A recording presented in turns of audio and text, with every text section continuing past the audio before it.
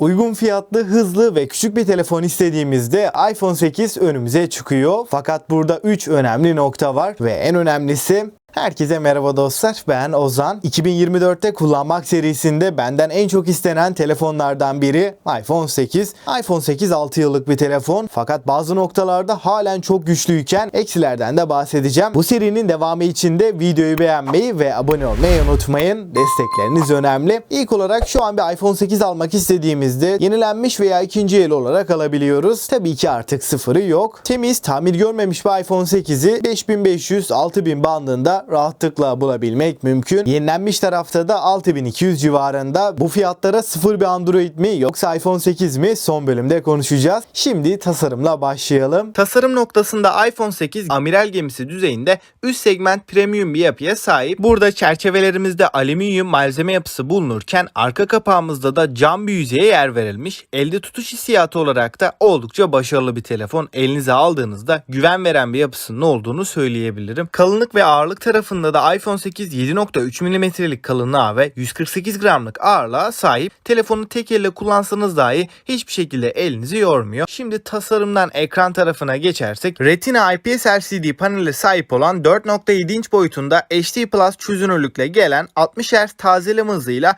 inç başına düşen piksel yoğunluğu noktasında da 326 ppi'lik bir değerle önümüze çıkan bu ekran DCI-P3 renk uzayının %100'ünü kapsıyor. Dostlar burada ekranın çözünürlüğü düşük seviyede gibi gözükebilir fakat günlük kullanımda kesinlikle pikselleri sayabileceğiniz düzeyde veya soluk kalitesiz bir görsel deneyim sunan bir ekranla gelmiyor. Ekranımızda renkler gerçeğe yakın bir şekilde gösterilebilirken tabii ki güncel telefonlar kadar iyi bir ekranın olmadığını da söyleyebiliriz ama burada şu dengeyi korumak gerek. Görsel deneyim açısından sizi üzecek bir ekran değil ama daha yüksek çözünürlüklü özellikle de AMOLED veya OLED tabanlı bir ekrana sahip olan bir cihazla karşılaştırdığımızda aradaki farkı net bir şekilde hissedebiliyoruz. 625 nitlik bir parlaklık önümüze çıkıyor. Bu parlaklıkla yoğun güneş ışığı altında ekranı görmekte çok fazla bir zorluk yaşamıyoruz. Dostlar eğer telefonda çok fazla dizi film izleyip YouTube'da takılıyorsanız iPhone 8'i kesinlikle önermem. Çünkü hem ekran boyutunun küçük olması hem de kalın çerçeveleri nedeniyle herhangi bir video izlediğinizde seyir zevkini bozan detaylardan diyebilirim. Şimdi telefonumuzun bence fiyatına göre halen en iyi olduğu alanlardan birine yani kameralarına değinirsek iPhone 8'de arka tarafta tekli bir kamera sistemine yer verildiğini görüyoruz.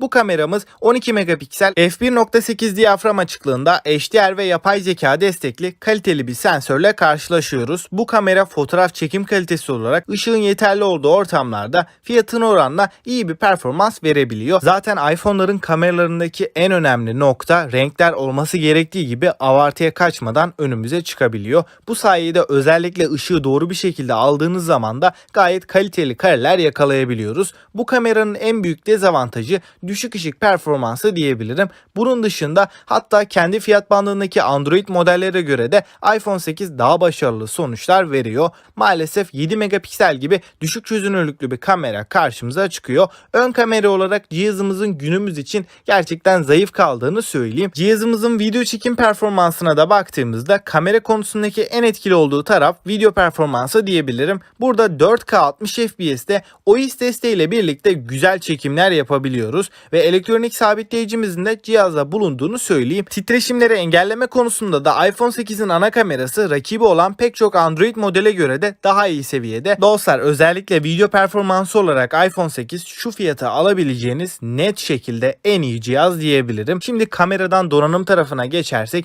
burada Apple'ın birinci nesil Bionic işlemcisini yani A11 Bionic işlemcisini görürken bu işlemcimize eşlik eden RAM miktarımız da 2 GB olarak önümüze sunulmuş. Açıkçası telefonda çok fazla oyun oynamıyorsanız ve çektiğiniz videoları da ara ara bilgisayara aktarıyorsanız 64 GB'lık modelinde halen yeterli olacağını düşünüyorum. PUBG'de akıcı grafiklerde 60 FPS, HDR'da da 40-45 FPS arasında oynatabiliyor. Açıkçası bu kadar yüksek kare hızlarının bu fiyat bandındaki hiçbir cihazda görmezken neredeyse 5 yıllık iPhone 8'in böyle bir performansı halen bize veriyor olması oldukça etkileyici. Oyun deneyimi açısından da FPS drop'u çok nadir diyebilirim. genel olarak gayet akıcı bir oyun deneyimi alabiliyoruz. Özellikle de düşük grafiklerde 60 FPS'te oyunun aktığını söyleyebilirim. Fakat PUBG gibi yüksek grafikli oyunlara uzun süre oynadığımızda cihazımız biraz fazla ısınıyor ve pili de oyunlarda çok hızlı tükettiğini, ortalama 2-2,5 saatlik PUBG sonrasında bataryamızın tamamen bittiğini de söyleyeyim. Eğer oyun oynamak için bu telefonu alacaksanız bunları göz önünde bulundurmanız gerekiyor. Ancak arada bir oyun oynuyorsanız iPhone 8 size yeterli gelecektir. Günlük kullanımda da yeni gelen güncellemeleri yüklediğinizde de halen iPhone 8'in performanslı bir şekilde çalıştığını söyleyebilirim. Burada 2 GB'lık RAM sizi kesinlikle korkutmasın. Herhangi bir problem yaşatmıyor. Tabii ki burada cihazın batarya sağlığı da işlemcinin performansında çok büyük bir etken. Yani batarya sağlığınız %80'lere ve daha da altına geldiğinde telefonunuzda kasma donma sorunları başlayabilir. Bu yüzden bunları yaşamamak için bataryayı en az 2 yılda bir değiştirmenizi öneririm. Burada 1821 mAh'lik küçük bir batarya bizleri karşılarken hızlı şarj kısmında 15 Watt'lık bir desteğin bize sunulduğunu da belirteyim. Ortalama 2 saatte doldurabiliyoruz. iPhone 8 batarya performansı olarak gerçekten kötü, fakat iPhone 7'de olduğu gibi iPhone 8'de de piyasada muadil olarak satılan yüksek miliamperli bataryalardan alırsanız batarya performansınız biraz daha iyi seviyelere gelebilir. Burada Home tuşuna entegre Touch ID sensörünü görürken